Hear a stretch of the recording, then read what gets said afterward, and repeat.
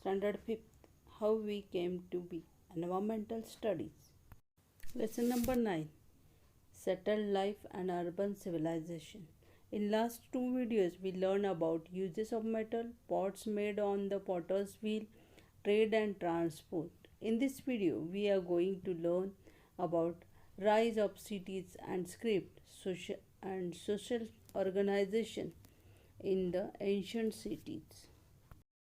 9.4, Rise of cities and script. Long distance trade, rapid transport of goods and centers of large scale production are factors that brought together people engaged in different type of work. This gave rise to cities. It became necessary to keep permanent records of the expanding trade and growing production. By now, signs and symbols had already come into use for the purpose of record keeping.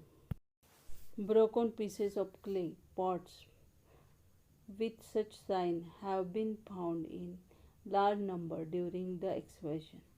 The increase in trade and production and the growth in the volume of records to be kept resulted in much modification and improvement in the signs and symbols used for these purposes.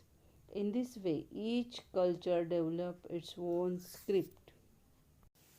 9.5, Social organization in the ancient cities.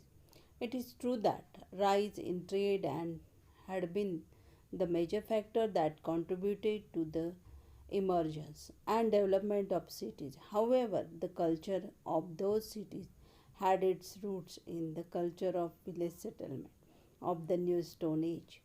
The faith system rooted in the agriculture way of life continued in the urban way of life too. The social life and festivals based on agriculture faith system became more elaborate in cities that had prospered because of the rise in trade. Grand temples were built in many cities. Chief of those temples became chief administrators of those cities. Later, the position of the temple head and that of the king went to the same individual. This was the beginning of the ancient urban civilization of the world. We will learn more about them in the next lesson.